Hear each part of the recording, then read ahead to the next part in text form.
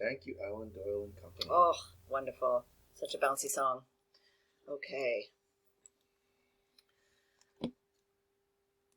Doyle, McCann, and the other guys. Yay!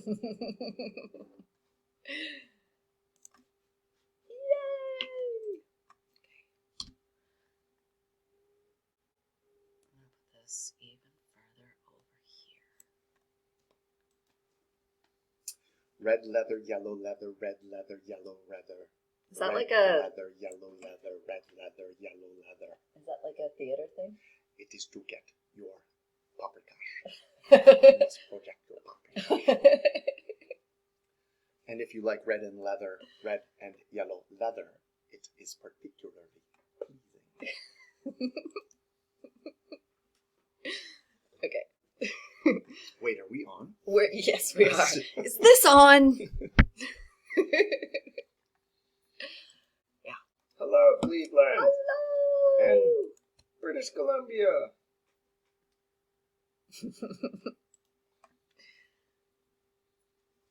And College Street.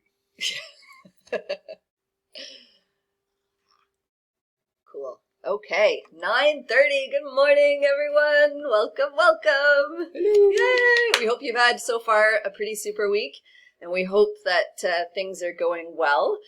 How we had? We had a good morning. We've had a super interesting morning.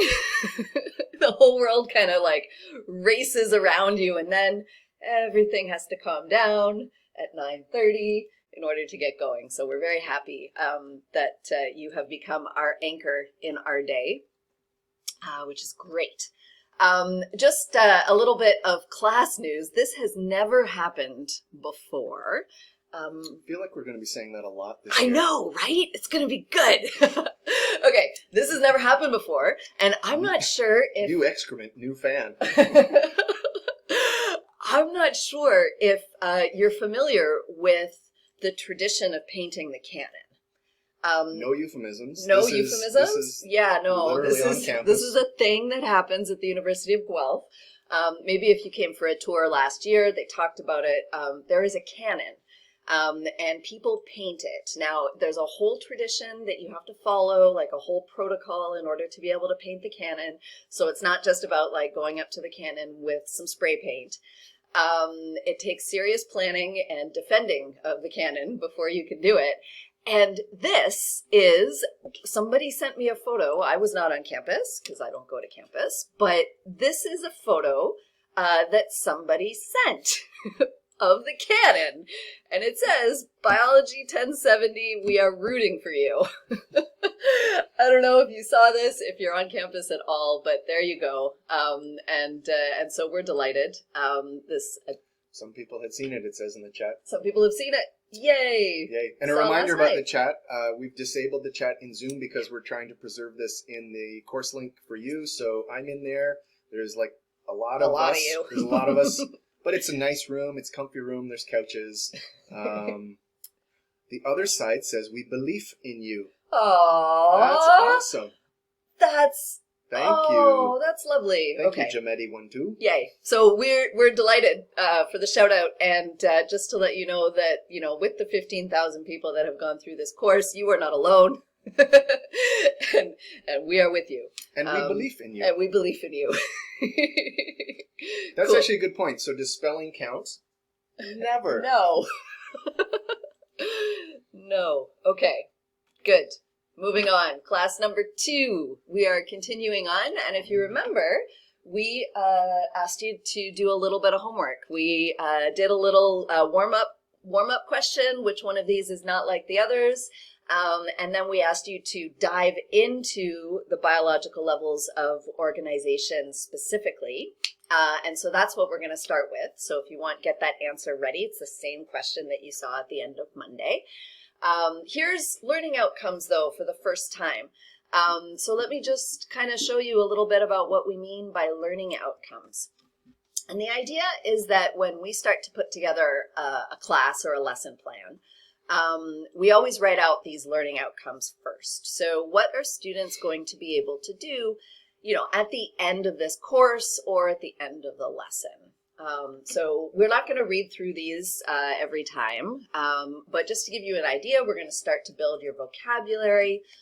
We're going to identify the most important information that's related to a specific biological question. We're going to discuss some of those factors, and we're going to talk a little bit about traits and what they are and how they kind of affect the potential future of a species within an environmental context. So we're going to talk about that. But you can kind of go back and take a look at this as a kind of checklist when you're studying to see whether or not you were able to do those things or identify where in the lesson we were addressing those things specifically. And if you want, even as so you can do it like incrementally or iteratively as you're studying. So you can do it as you're writing up or compiling the notes that you're taking by hand, say right now. You can do it as you approach the midterm. You can then do it as you approach the final or the midterm and say, what were the learning outcomes for each of the 12 whatever lectures that went in there? How do they, it might give you some like bit of a roadmap. Cool. Okay, so here was your homework. Dum, dum, Dum, dum. dum, dum. And I'll just send it to you in a poll.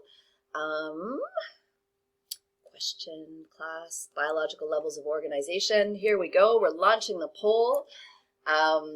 And you're voting. And you're voting. Yay! You're voting. And Good you're job. voting. Good job, good job, good job. Those of you who are being admitted, welcome right now. Welcome, And you'll welcome. see a poll. Here's a poll. It's the question from the last slide of the last class. Yeah. Which happened on March 123rd. It's of course March 125th now.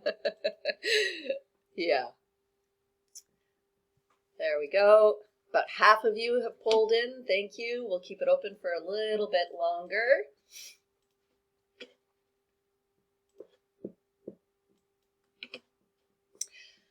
And before we give you the answer, Sure. okay. Before we give you the answer, we're going to try something. I don't know if it's going to work. There's been a lot of chatter among the faculty about whether or not breakout rooms actually work. Well, worst case scenario, if you all get booted off Zoom, just come on back. And we'll make sure that we won't start without you, but I want to try it. There are like provisions in each room, like there's water, there's food. You won't, we'll come get you. you won't like find someone from last year's class Yeah. going, I've been in this Zoom room since last March. Okay, so we have most of you, 90% of you have registered an answer, so we'll cut it off here. And what I'm going to do is I'm going to throw the results back to you. So this is what you've said. And then we're going to see if we can talk a little bit. We'll try it. Okay. So I'm going to share the results because the most commonly stated answer was population. So what if I told you... That's a great distribution as well. Yeah. What if I told you that the answer is not population in this particular case? Flip the table. Ah! I'm leaving. Okay, so the answer is not population. What we're going to try to do is to get you to talk a little bit amongst yourselves. So we're going to try breakout rooms. If it doesn't work, just come on back and we'll make sure that everybody's here before we continue. But I do want to see for the future if it works. So I'm going to stop sharing the results. I'm going to close this down. Okay, one of the things, so we want you to talk about it. First thing is we want you to talk a little bit about what you think the answer is. If you think you've got the right answer, defend it and try to convince other people. If you said population, share why you thought it was population. That's fine. And if the conversation kind of, you figured out what you're all going to vote for again already, talk a little bit about what you did to find that answer. So how did you access information? What information did you look for? What are your keywords that you were looking for on Google and those types of things? Okay, so we're going to try the breakout room. You're in the breakout room. Okay. If it doesn't work, come on back and we'll find you. Okay. Breakout rooms. Let's try. 50 breakout rooms. Ready? All right, I've got the keys. Start the car.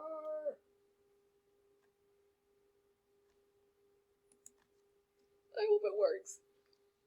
I think we're alone now.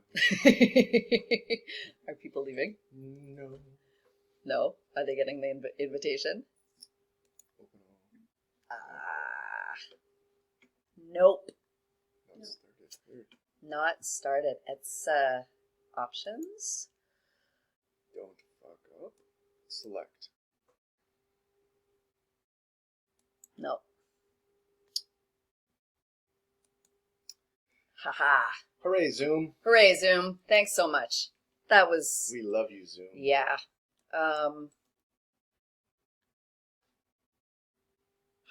Okay. Wow. Sorry. Yeah. That's terrible. It won't start it. I think it's because there are too many people on this session, which is disappointing. Let's try this. One more try. Open all rooms. Oh! Okay. They're going to be really big rooms. Echo. But let's just try it.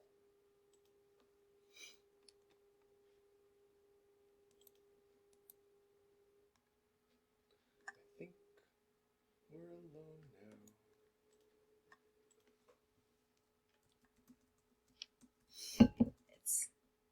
They'll only let you use like 20 or 30 rooms if you have that many people. It's ridiculous. How ridiculous. Yeah.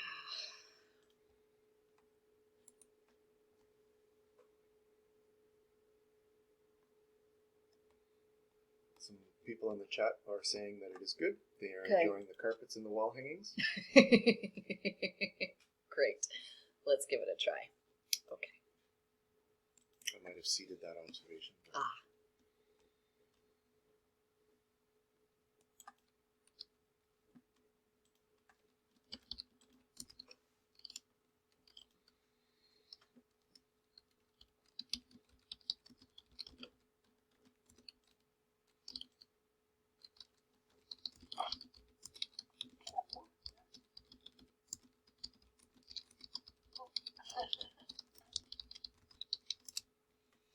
Well, I think that it is because every other one of the system is comprised of like just smaller units of the same thing over and over again, right? The ecosystem is, so that's my reason. Right. Yeah. Which of the following is not organized as a nested hierarchy? And I think that's also not the case with abiotic, like stones and all the other parts that are part of. Yeah, that's a really good point as well. Yeah. So the abiotic part. Yeah. So those two things. So yeah, what was the question?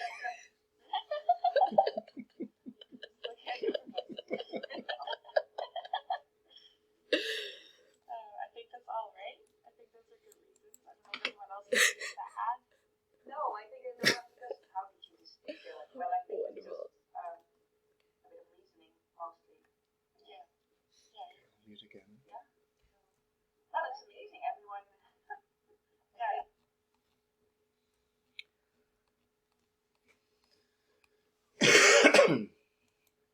Did we clean up? Yeah.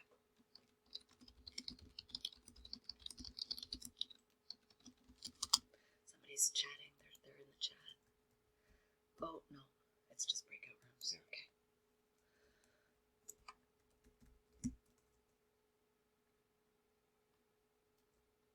And then I'll close them in a minute. But even just to talk and listen, Yeah, right? this is great. Like, And it's the first time. Yeah. Although they are doing it in, I suppose, in other courses and stuff. But, okay, and I'm going to relaunch the question. Okay, we'll see how it goes. Okay, close all rooms. Great, they'll be all back in 1 minute. no invite. I think maybe there's some people that are. Yeah. Maybe as they arrive are. Actually, you know what? I don't think I can let people in. While they're. Yeah. Okay. As I'm invited in. Yeah. I get that. Okay. But yep, we're Figured it out. We're good? Welcome back.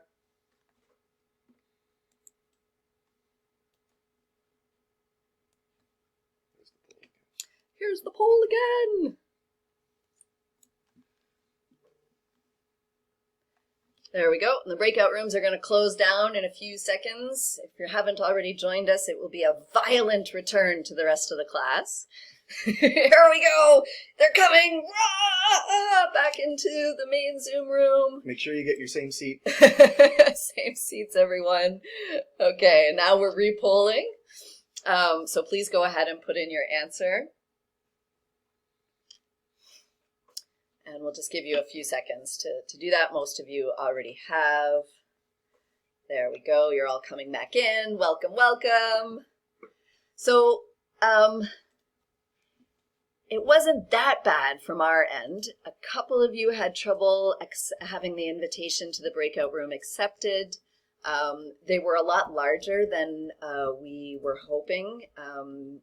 But I think we can make them slightly smaller next time by just increasing slowly the number of rooms and seeing if Zoom is going to be okay with it. I think the maximum for a really large group is 30. So we'll see. We'll see. Put in the chat whether you thought that was okay or whether that totally sucked for you, and we'll appreciate all of your feedback. Okay, so 90% of you have voted on the poll, so I'm going to assume that those who have wanted to have voted on what they think is the correct answer. So I'm going to shut it down and I'm going to send you the results.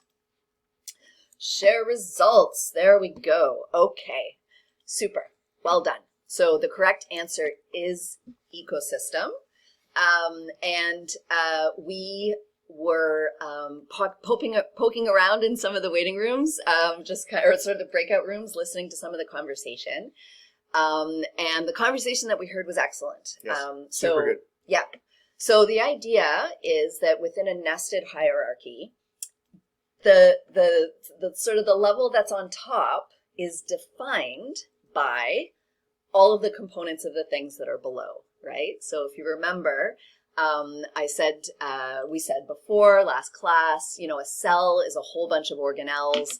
A tissue is a whole bunch of a whole bunch of cells. An organ is a whole bunch of tissues. An organ system is a whole bunch of organs. An organism is a whole bunch of organ systems, right? And then population is a whole bunch of organisms. And then a whole bunch of populations is a community. And then a whole bunch of communities is part of an ecosystem. But there's more. There's more.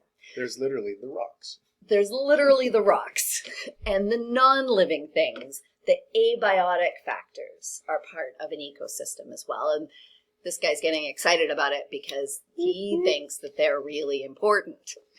When it is hot out, I am sad. So, yes. So Smith studies abiotic influences on community structure. Hey, I did good with that, right? Yeah.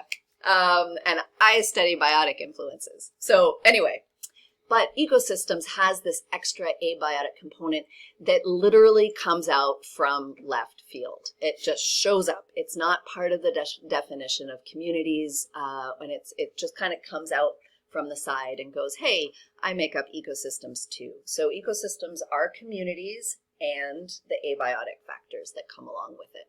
Okay, so it is the thing that kind of breaks this beautiful trend that works in my brain. It's all nice and layered and everything, and then boom, ecosystem just kind of messes it up a little bit. Well, and that's fine. So you think about a nice layer cake. It's like it's a cake on a cake on a cake on a cake, and then you've got you've got icing and fondant, and that's different. Yeah, it's different at the level.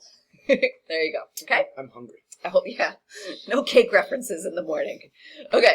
Moving on, if that's okay. If you have any follow-up questions, pop them in the chat, and we'll get to them as soon as Smith can. We're trying. We're like juggling chainsaws over here. So when I was preparing this question to throw at you years and years ago now, the way that I did it was simply by looking for sort of disruptions to a pattern. right? And so I Googled biological levels of organization, and I found this this image.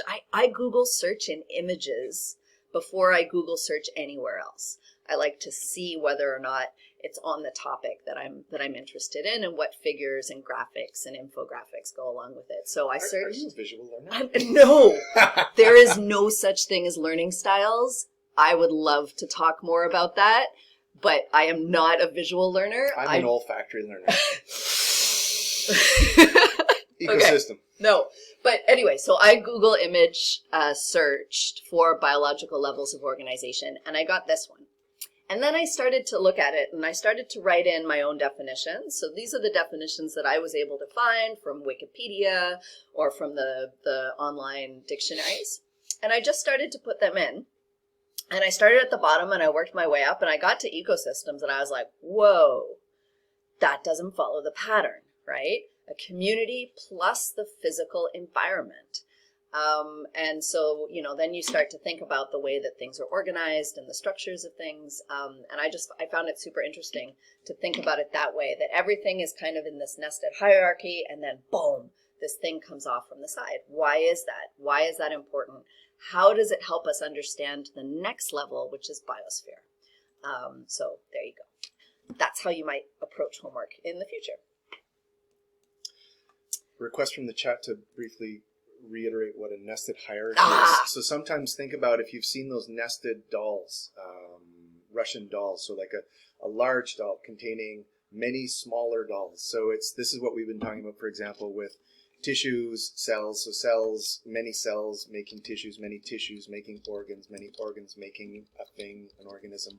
So it's that kind of components of a small thing nested within the larger thing containing many subcomponents of Yes. smaller elements of that hierarchy. Yes. And if you Google image search nested hierarchy versus linear hierarchy, let me just show you.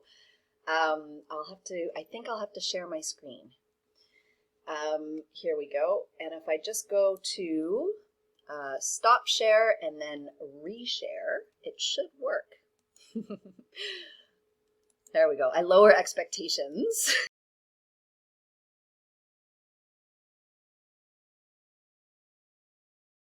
Going to be as good. We will troubleshoot it for next time and make sure that we work it out as best we can. Okay. So what is evolution? We're supposed to really be talking about evolution, but then we started talking about these nested hierarchies and all of this stuff, and how does it all work? Well, evolution, and it's really, really important that we start to appreciate that, you know, language is not tricky, but language is precise. And the way that we use language has to be really precise in science. Hello, video recording. It has to be precise. And so it's really good to understand what evolution is, or the definition of evolution, and also what it's not, and what it doesn't describe. And so, for example, we might ask you, you know, what words come to mind when we say evolution? And we've done this exercise with students, with high school students actually. And what comes to mind, and what comes to most people's minds, are words like natural selection, or the fittest survive, or Darwin, or finches, and sometimes moths, if you did the Ontario curriculum, and all of those things. And while they are part of evolution, they are a subgroup of evolution.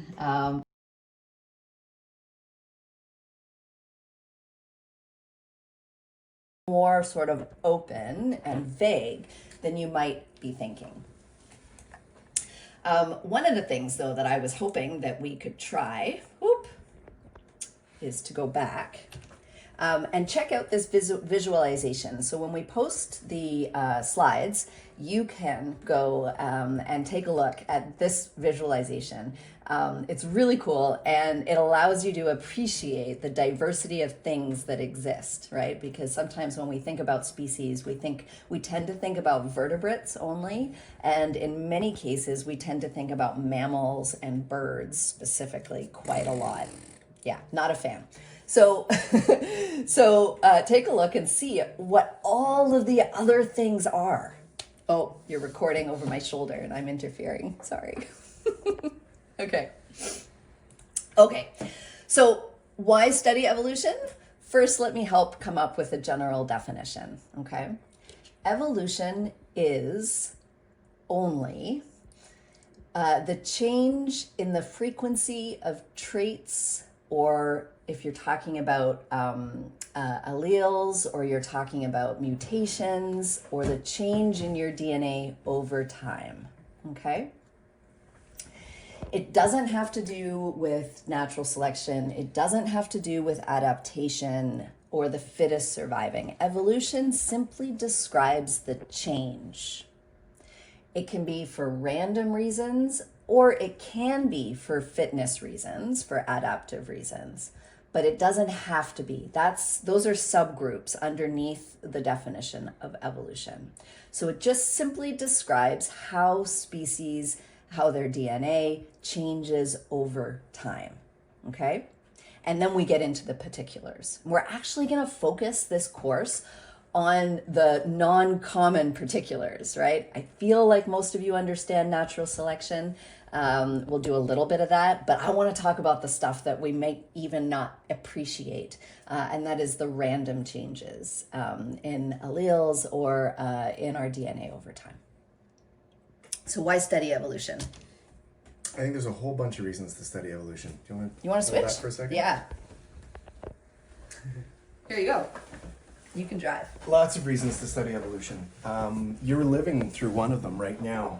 There's a whole bunch of these books that have appeared in the last couple of years where people have started writing about particularly medicine as a evolutionary medicine. So studying how we get sick. So they've called it, this discipline or sub-discipline in medicine has been called Darwinian medicine or evolutionary medicine.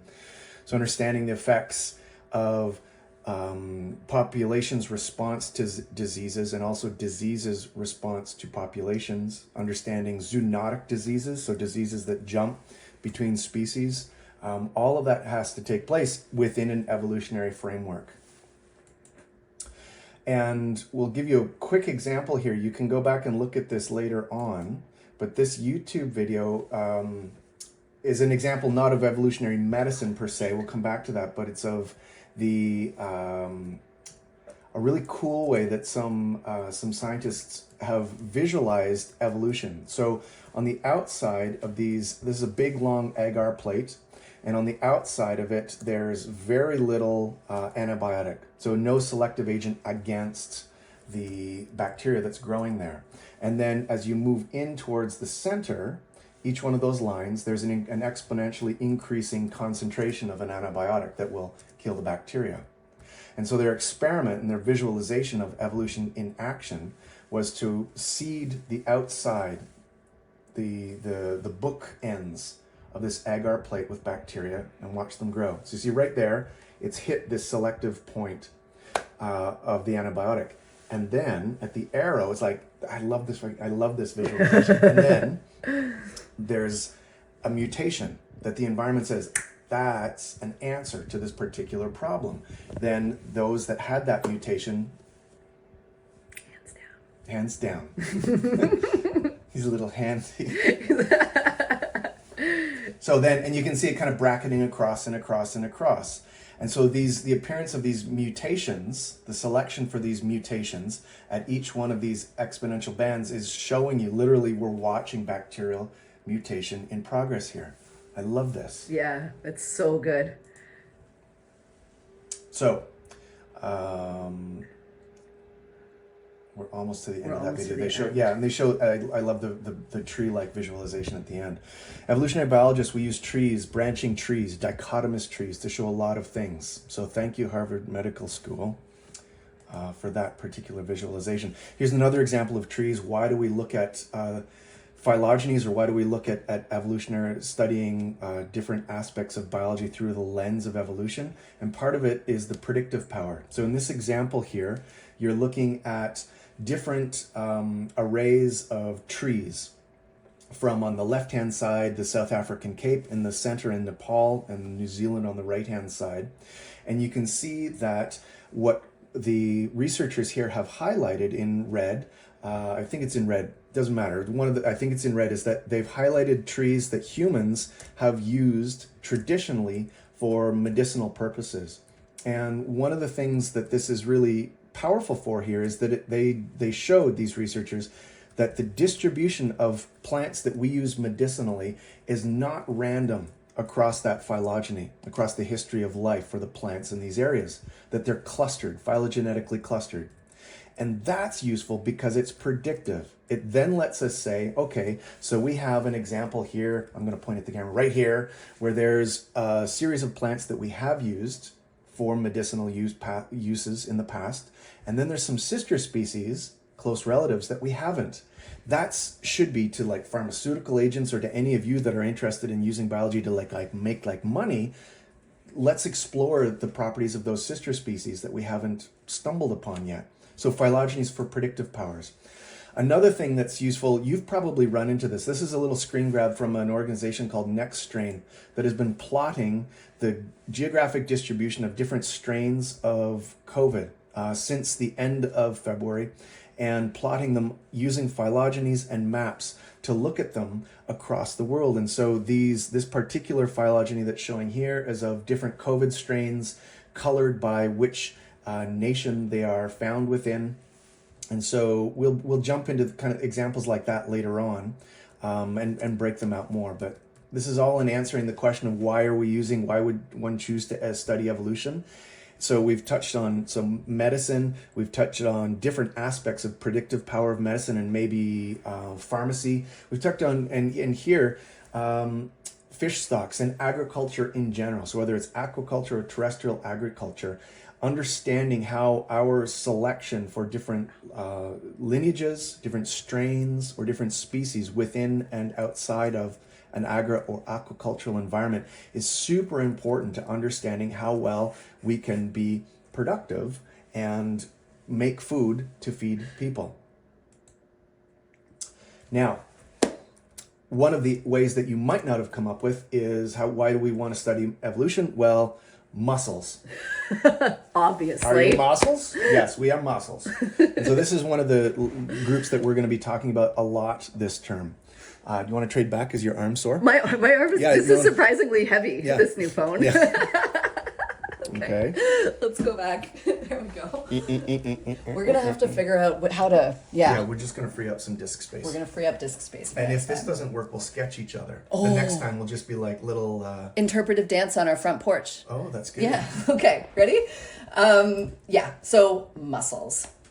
And we put the whole evolution kind of story in the context of studying freshwater mussels, because they are so freaking surprising. Yeah. They are amazing. They are not just the things that you have with fries and mayonnaise on a special day. They are just fabulous little creatures that have such incredible diversity that it makes for studying evolution just so perfect. And it's a little biased about studying evolution here, where we're sitting, and where in many years you would also be sitting. That's right. Is that we're historically are sitting in a highly diverse area for mussels, not for tree frogs, not for a whole bunch of things, but a lot of mussel diversity is in Eastern North America. Yep, absolutely. So the whole unit is kind of built around mussels, and they're threatened. The endemic species here, we have a little red box for you to follow up with later. The endemic species are threatened, and understanding why they're threatened, how they're threatened, and why it's important for us to care that they're threatened, I think is an important concept when we're talking about evolution. So, if you wouldn't mind opening up a Mentee, another web browser for Mentee, I'm going to launch a question. The question is, what factors contribute to threats to native freshwater mussel biodiversity in the Great Lakes region? Based on the readings that you've done, the code for access to the Mentee poll is 3361236. So go ahead and log in and put out a couple of factors, or as many as you can think of, that contribute specifically to the threats to the freshwater mussel biodiversity. I'm starting to see, thank you. I love it. Yeah, so good. I'm a sucker for a word cloud. Mm-hmm. One of the things that I have done in the past when students in my lab have graduated is I take their thesis, all of their PhD or their master's thesis, and I push it into a program that makes a word cloud out of the thesis. Yeah, that's So it's a so picture pretty. of their project, of their 6-year, 4-year, Yeah. 2-year project. So good. Almost 100 of you. That's great. Thank you. Oh, nice. Okay. Wonderful. Okay. I think that we can start bringing this over. And I just want to see whether or not this gets shared. There we go. Yeah. Good. Okay, cool. So you can see that the word cloud is starting to populate. And we're seeing some repeated answers. So the larger the word is, the more of you have said that exact word, right? So obviously, you can say things like chemical or chemicals, and that'll appear twice. So it's a little flaw in the system. But there are some, underlying ones that get mentioned a lot by you. So invasive species, pollution, zebra mussels, climate change. I'm seeing invasive zebra mussels again, so that would make that word actually quite a bit larger. Invasive mussels, all the same thing. So it's really highlighting the sort of most commonly said answers. And there's so many themes. Like I see Overfishing, agricultural practices, humans, agricultural runoff, habitat degradation. I mean, those are all kind of totally good. Lovely. Well done. Well done. And Screen grab. yeah, we don't need to say pretty much anything else. So yay. Okay. Perfect. Next. I'm going to launch a poll now. So thinking about the things that are important, let's also recognize that there are some things that are potentially less important or not important at all. And that's really what the skill associated with critical thinking in biology and thinking like a biologist, one of the things that we can say is, let's just measure all the things, right? And if we had infinite money and time and students to help us, then we might. But we have to be a little bit critical in our thinking. And so one thing that we spend a lot of time thinking about is, what are the things that we don't need to measure, that don't matter? So I'll throw this question at you now and see if you can find what the answer is.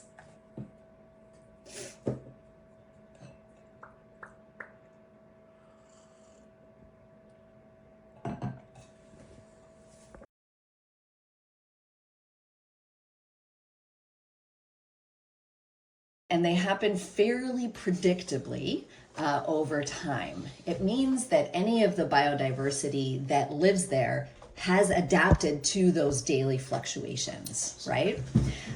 So it's a mismatch of scale, right? If we wanted to talk about how things change with daily fluctuations of temperature or the weather, we would probably talk about physiology and the things that happen at the physiological level. Things that happen at the evolutionary level or biodiversity level, the things that describe what species are there and why, wouldn't be related or connected to the daily fluctuations. And certainly any changes in the daily fluctuations or, over a daily period wouldn't influence biodiversity because they've already adapted to those. I hope that makes sense. If not, you can re-listen to the explanation, and you can certainly put up questions in the discussion board, for example, and we can clarify them further. Okay. Moving on. Okay, so this is just for you to do right now. Think about all of the different traits of a mussel. Okay, and think about sort of what is, well, first of all, what is a trait? I'm supposed to say that. But first, what is a trait? What's a trait, Smith? How's my... Yeah. Now, when we're going to talk about definitions, we're not going to read them from a thing, right? We're just going to talk about what a trait is. So what's a trait? Trait. To you. A trait to me could be like hair length, whether or not your hair is lustrous and purple or shiny and stubby. Okay. So a trait sort of more generally is something that you can observe among or across different individuals of the same species, and that you can measure in some way, right? And it's something that they all have the potential to have. Not all of them will, but it's something that you can look at. It's kind of a character or an aspect. Dr. Jacobs, that sounds more like that's a thing described by us rather than by the thing like the muscle we're studying. That's right. It's human derived. So if that's the case, then traits would change through the history of biology. And they have. Whoa. So it's kind of a controversial term. It's kind of an uber colonial term. It's kind of a really privileged term when we think about it. And the traits that we value in things or that we measure in things change a lot, right? And one of the things that I'm thinking about is spiders. Because they're amazing. Do you want me to find one? Oh, no. And I'm thinking about spiders because you actually taught me something super interesting about the information that's available about spiders. Do you want to tell them? I don't remember what I taught you. It was so mind-blowingly weird to me that 95% of all of the information that we know. Okay, go do it. Thank you. I remember this. This is well done, me. Well done, you. So one of the things that we tend to do as biologists with traits is we try and array them in keys. Maybe some of you have used these dichotomous keys to help you identify things. Peterson guidebooks, other guidebooks. They get harder and harder to use those things as the organisms get smaller and smaller, like most of life. Spiders are a great case of this about gender roles, like literal gender roles. So not sex, but gender in studying of traits, because one of the things that spider biologists and other biologists and other taxa have done is they've focused all of their trait description on male spiders. And it's not because male spiders are more abundant than females or easier to catch. There's literally no good reason, but except historically that's what was done. So if you now want to identify spiders using a morphological key, you better hope that what you captured was a male. Most of the times it isn't. It's say 50-50 whether it's a male or female, but most of the times, particularly this time of year, what you're going to capture is a juvenile spider. And then, even though we really have a pretty good understanding of the spider diversity of this part of the world, where we're sitting here in Guelph in Ontario and in Canada, most of the things that you catch, the traits aren't there as the way that we've arrayed them as biologists to identify the things. And spiders, it's an example. It's not. This isn't just like dumping on spider people. Nope. But it's the same with a bunch of other taxa. And that's an important thing to think about, to continue to think about as biologists is, so the studies, if you read studies about spider diversity, remember put it in the back of your head that what those people have studied is the distribution of male spiders. Similarly, the vast majority of what we know about birdsong is about male birdsong. And it's actually female scientists started studying female birds and going, whoa, wait, they sing. Should I mansplain this? No. Okay, so traits, controversial term. Things about organisms that we can measure. Controversial and critical. Yeah. We need these things because most of life is only less than a centimeter long, and we need things to hang up our description on so that we know what we're talking about. Right. But understand through a filtered lens that is human, with all of our biases and all of our needs, right? I think somebody's suggesting in the chat that they're going to become a spider biologist for all the lady spiders, and it's like, yep, come work in our labs. There we go. Yes. Well done. Yeah. Cool. So I'm going to race through this because we're running out of time and we want to respect your time. We may run a little overtime, but again, we're going to be recording this so you can, in this rather limited way, but it is being recorded. And if it doesn't record well, this mini lecture thing here will record it separately. Yes. Okay. So we want to tell you about some of the traits that blow our minds about freshwater mussels. And some of the questions there's like people waiting to hear about this. They've asked about, well, wait a second, what traits differentiate zebra mussels from other mussels? Check this out. This is cool. Okay. They have zebras. So the unionids, those are the endemic ones, right? The ones that are at risk in the Great Lakes. They freak me out because they basically parasitize a fish host as part of their life cycle. It's so beautiful. Right? They're dioecious. It means that they have two homes, right? One home is kind of out in the world, and then another home is in this fish host, and they need this fish host in order to be able to continue on with their life cycle. That is not something that the zebra mussels need. So that's one of the major differences, is that they're intimately tied to a fish host, okay? So moving on. Here's kind of a capture representation of the life cycle, a drawing of it, where we have the Glaucidia that are being released from, the labels are on the next slide. There we go. We have these Glaucidia, these little tiny larvae that are being released into the environment that settle into the gills of a fish host, right? And so how do they get there? And this is where we see this incredible diversity and variation in these traits among these different species of mussels. They can do it in a bunch of different ways, but basically the whole question is, I'm a sessile mussel. I sit here on substrate. How do I convince this big fish to come close to me so that I can shoot Glaucidia larvae at it and parasitize its gills? Like, how do we do that, right? So there have been many different traits or adaptive ways of doing it that have evolved. Wait for it. Wait! Yes, so we're gonna go through some of those right now. So the Glaucidia, they can't swim, they can't crawl, but they can be ejected into the face of a fish, right? So check this out. Can we start this again? Yeah. Okay, wait. So what happens is the fish gets attracted to some kind of little thing that looks like a worm or that looks like a lure, right? And then they get close enough, they kind of maybe try to eat it, and that triggers the release of all of these Glaucidia larvae from the freshwater mussel. Check it out. Here we go. What's that? Oh, it looks like a fish. Oh! Right? Everything's fine. I'll just move on. Nothing to see here. I love that little line drawing on the left-hand side. You'll see them zoom in here in a second. Oh, these cool. Pac-Man, Pac-Lady kind of things that are just like...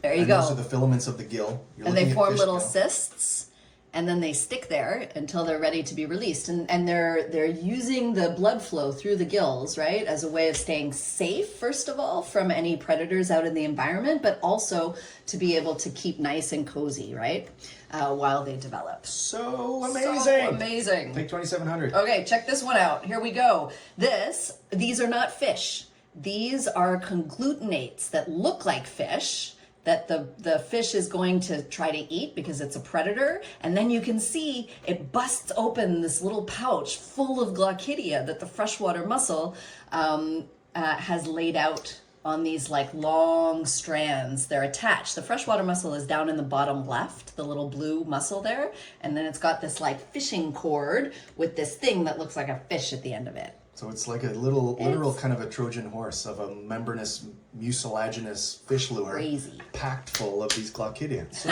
good. Okay, what's next? You found some really good videos. Oh, yeah. Yeah. Oh, this. Okay, wait.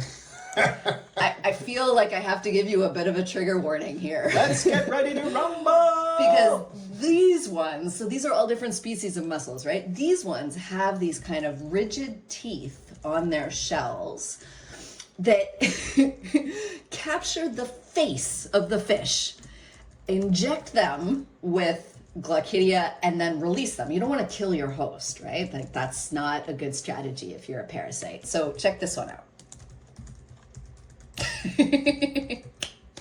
What's going on? Daytime, nighttime. This is a little bit of non-consensual daytime, nighttime. Yeah.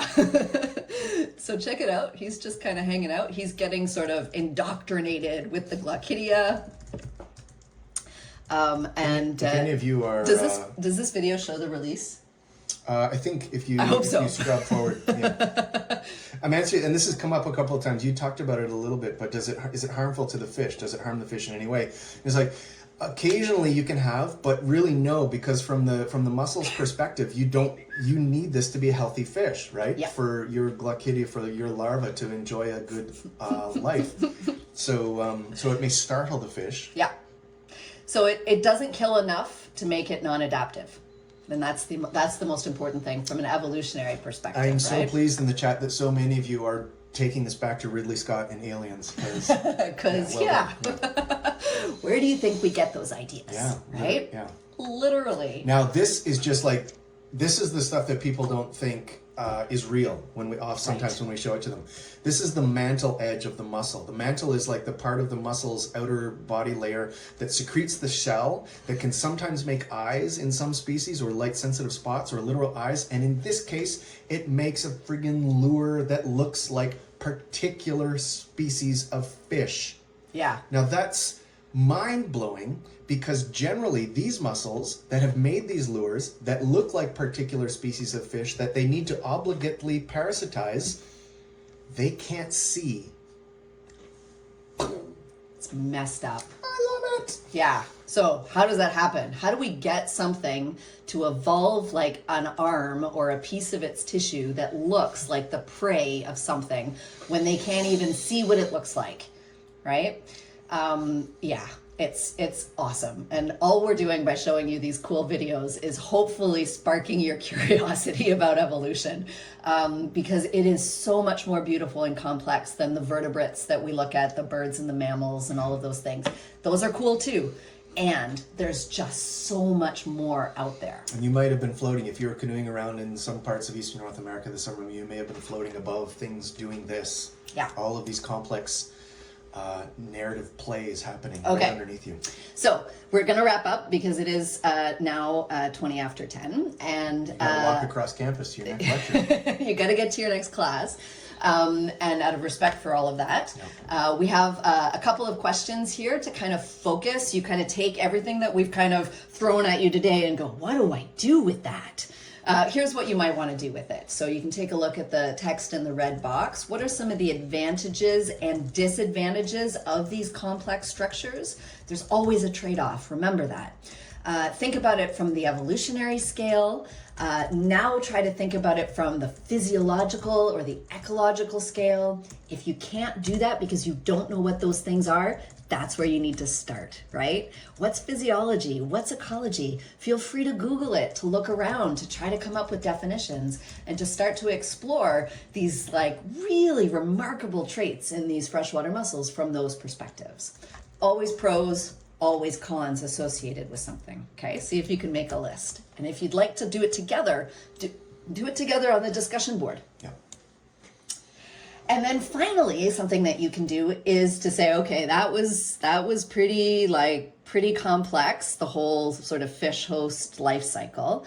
What's different about the zebra mussel life cycle? And I mentioned that they don't need a fish host. So what does their life cycle look like? And why in this particular case is it advantageous given the conditions that are happening right now in the Great Lakes? Why might the veliger larva cycle be advantageous for the zebra mussel? Why is it the zebra mussel that's the invasive species and not the other ones?